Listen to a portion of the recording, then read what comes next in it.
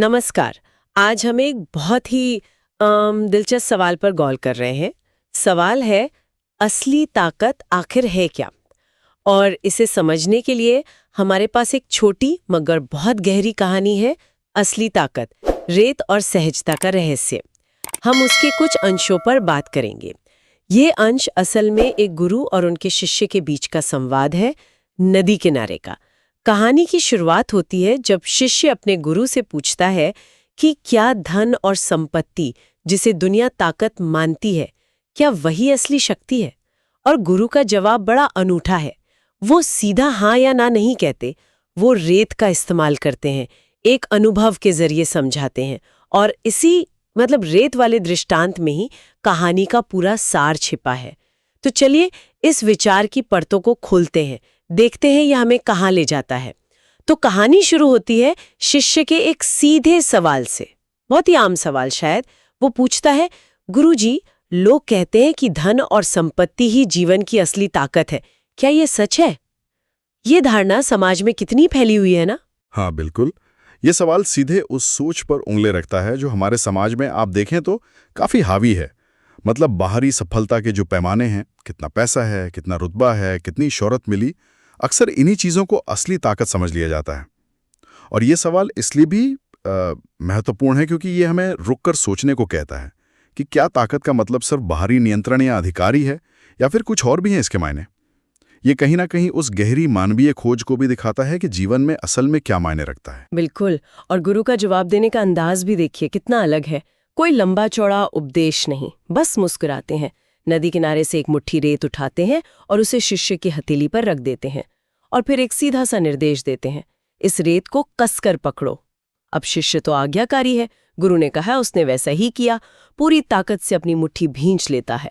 पर होता क्या है, जैसे ही वो जोर लगाता है, वो रेत उसकी उंगलियों के बीच की दरारों से तेजी से फिसलने लगती है और देखते ही देखते मुट्ठी लगभग खाली।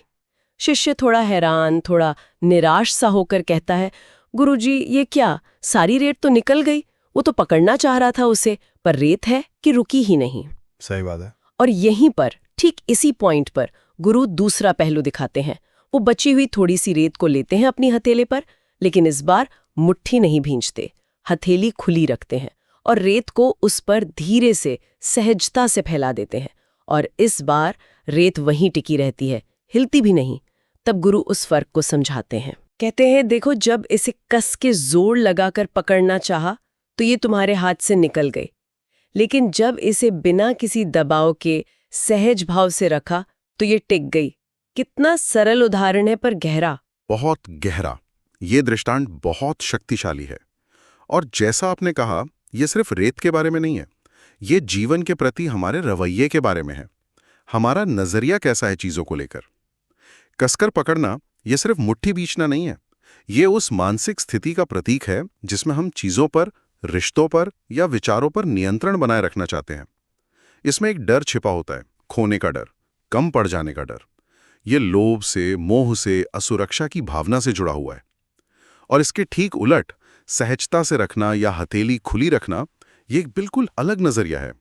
इसमें स्वीकार्यता है, विश्वास है, जीवन के प्रवाह के साथ बहने का भाव है। इसमें जबरदस्ती नहीं है, बल्कि एक तरह का संतुलन है, एक आंतरिक स्थिरता है। और ये दिखाता है कि कभी-कभी, शायद ज्यादातर समय, कम प्रयास ज्यादा प्रभावी होता है। ये बात दिलचस्प है कि कम प्रयास ज्यादा प्रभावी हो सकता है। हम तो सोचते हैं ज्यादा जोर लगाने से ही बात बनेगी। गुरु इसी विचार को आगे बढ़ाते हैं फिर। वो इस रेत वाले अनुभव को जीवन की उन दूसरी चीजों से जोड़ते हैं जिनके पीछे अक्सर लोग भागते हैं, जैसे धन, सत्ता मतलब शक्ति, और प्रसिद्धि, शोहरत। वो कहते हैं कि इन चीजों की प्रकृति भी कुछ ऐसी ही है, रेत जैसी ही। जब इन्हें लालच से या डर से या जबरदस्ती से पकड़कर रखने की कोशिश की जाती है तो ये भी हाथ से फिसल जाती हैं।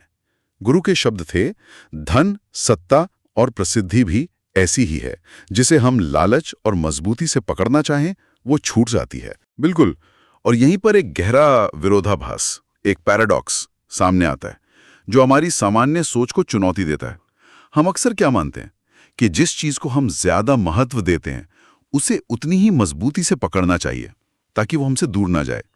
लेकिन गुरु कह रहे हैं कि खास तौर पर इन चीजों के मामले में धन, सत्ता, प्रसिद्धि, अत्यधिक नियंत्रण या उन्हें जकड़ कर रखने की कोशिश का नतीजा उल्टा होता है।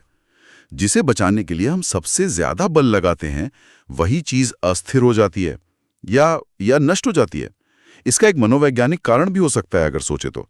जब हम किसी चीज को पाने या बनाए रखने के लिए बहुत ज्यादा आतुर होते हैं, तो एक तरह का तनाव पैदा होता है, एक बेचैनी। ये जुनून हमें असंतुलित कर सकता है ना?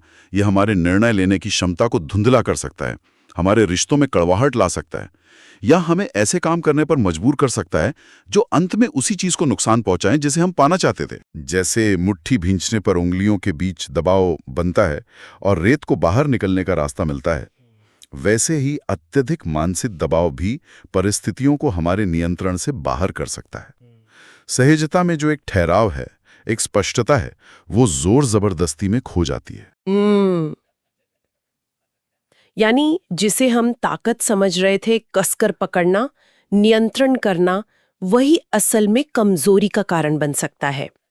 तो फिर सवाल उठता है कि अगर ये बाहरी चीजें जिनके लिए इतनी भागदौड़ होती है, वो असली ताकत नहीं है, या कम से कम इस तरह से उन्हें पाया नहीं जा सकता, तो फिर असली और स्थायी दौलत क्या है? गुरु इसका भी संकेत देते हैं। वो कहते हैं प्रेम, करुणा और संतोष। इन्हें वो महज भावनाएं नहीं कहते, बल्कि आत्मा की दौलत कहते हैं। और इन गुणों के स्वभाव के बारे में गुरु एक बहुत महत्वपूर्ण बात कहते हैं। ये गुण सहजता से हमारे भीतर रहती हैं और कभी खत्म नहीं होती। ये उस रेत की तरह नहीं है जो फिसल जाए या कम हो जाए। ये स्थायी है, ये अपने आप में काफी गहरा विचार है। बिल्कुल। और यहीं पर बाहरी संपत्ति और इन आंतरिक गुणों के बीच का जो मौलिक अंतर है, वो एकदम स्पष्ट हो जाता है। बाहरी संपत्ति धन है, पद है, वस्तुएं हैं। इन्हें हासिल करना पड़ता है, इन्हें जमा किया जा सकता है और ये खोई भी जा सकती हैं। इनकी मात्रा घट बढ़ सकती है और ये अक्सर बाहरी परिस्थितियों पर निर्भर करती हैं, है ना? लेकिन प्रेम, करुणा, संतोष, ये आंतरिक अवस्थाएं हैं। इन्हें इकट्ठा नहीं किया जाता, इन्हें जिया जाता है, अनुभव किया जाता है। ये हमारे चरित्र का, हमारे होने का हिस्सा बनती हैं। गुरु का यह कहना कि ये सहजता से हमारे भीतर रहती हैं, शायद इस ओर इशारा करता है कि ये हमारे मूल स्वभाव का हिस्सा हैं, या फिर इन्हें विकसित करने के लिए बाहरी दुनिया में भागदौड़ की जरूरत नहीं है, बल्कि आत्मचिंतन की, अभ्यास की, अपने भीतर झांकने की जरूरत है। और क्योंकि ये आंतरिक हैं, ये बाहरी उथल-पुथल से अपेक्षाकृत कम प्रभावित होती हैं। सोचिए, एक अमीर आदमी पल में गरीब हो सकता है, एक शक्तिशाली व्यक्ति सत्ता खो सकता है। उसे बाहरी हालात उतनी आसानी से डिगा नहीं सकते। यही इनकी स्थायिता है।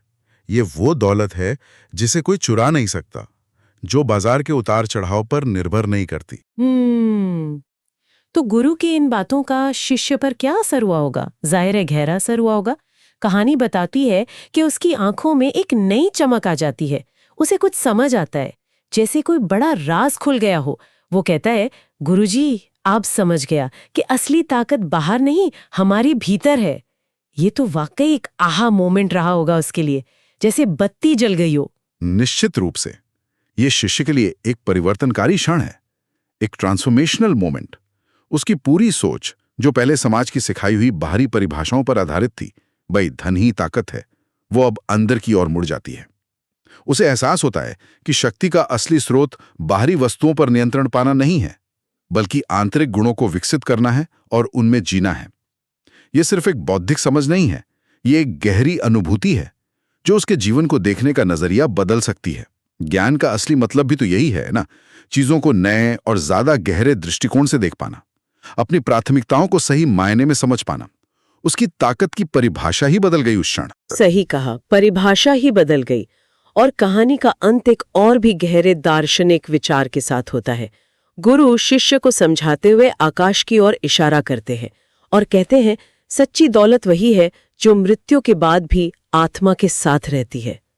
ये वाक्य ये तो हमें और भी ज्यादा सोचने पे मजबूर करता है कि आखिर हम किस चीज के पीछे भाग रहे हैं। हाँ, ये अंतिम वाक्य पूरी चर्चा को एक अलग ही आध्यात्मिक स्तर पर ले जाता है। ये हमें जीवन की क्षणभंगुरता और स्थायित्व के बड़े प्रश्न पर लाकर खड़ा कर देता है। हम जीवन भर न जाने क्या क्या जमा करते हैं, धन, संपत्ति, रिश्ते, ज्ञान, अनुभव, बहुत कुछ। लेकिन गुरु हमें सोचने को कह रहे हैं कि इस सब में से वास्तव में स्थायी क्या है, परमानेंट क्या है। वो कौन सी कमाई है जो सिर्फ इस जीवन तक सीमित नहीं, बल्कि भौतिक शरीर के न रहने पर भी जिसका अस्तित्व बना रहता है। ये सीधे तौर पर उन्हीं आंतरिक गुणों की ओर इशारा कर रहा है, प्रेम, करुणा, संतोष, शायद हमारे कर्म, हमारे संस्कार, जिन्हें पहले आत्मा की दौलत कहा गया था। ये विचार हमें अपनी जिंदगी की प्राथमिकताओं का, हमारी प्रायोरिटीज का पुनर्मूल्यांकन करने की चुनौती देता है।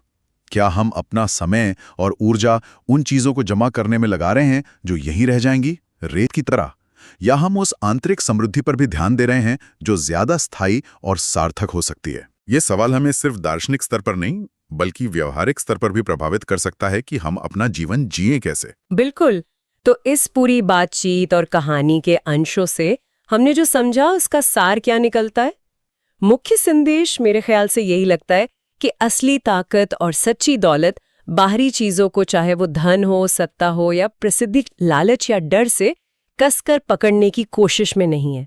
ऐसा करने से वो रेत की तरफ फिसली जाती है, हमने देखा।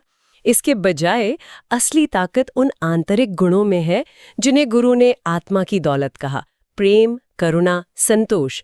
और इन्हें पाने का तरीका भी जोर जबरदस्ती नहीं बल्कि सहजता है। इन्हें अपने जीवन में उतारना, जीना और विकसित करना। रेत का उदाहरण इस बात को कितने सरल लेकिन गहरे तरीके से समझाता है ना। जिसे थामने की कोशिश करो वो फिसल जाता है, जिसे सहजता से रखो वो टिका रहता है। बिल्कुल सही। और ये कहानी सिर्फ एक नैतिक उपदेश बनकर नहीं रह जाती, ये प्रैक्टिकल भी है। ये हमें अपनी रोजमर्रा की जिंदगी के बारे में सोचने पर मजबूर करती है। हम सब किसी न किसी चीज के पीछे भाग रहे हैं, कुछ हासिल करना चाहते हैं, ये स्वाभाविक है। पर यह कहानी हमें रुक कर पूछने का अवसर देती है, हम जो इकट्ठा कर रहे हैं उसकी प्रकृति क्या है, उसका नेचर क्या है? क्या वो मुट्ठी में बींछी रेत की तरह है जो आज है कल नहीं, क्षणभंगुर? या हम धीरे धीरे वो आंतरिक खजाना जमा कर रहे हैं जो स्थायी है, जो हमें बाहरी परिस्थितियों के थपेड़ों के बीच भी संबल दे सकता है, सहारा दे सकता है? ये सवाल पूछना जरूरी है क्योंकि इसका जवाब तय करता है कि हम अपनी ऊर्जा कहाँ लगाते हैं, हम रिश्तों को कैसे निभाते हैं, हम सफलता और विफलता को कैसे देखते हैं, और अंततः हम शांति और संतोष कहाँ तलाशते हैं। क्या हमारी खुशी बाहरी चीजों पर टिकी है जो कभी भी छिन सकती हैं, या हमने अपने भीतर कुछ ऐसा विकसित किया है जो हमेशा हमारे साथ रहता है? ये कहानी हमें याद दिलाती है कि असली ताकत शायद नियंत्रण में नहीं बल्कि आंतरिक स्थिरता और सहजता में है। और ये समझ अगर हम इसे अपना लें तो शायद हमारे जीवन जीने के तरीके को मौलिक रूप से बदल सकती है।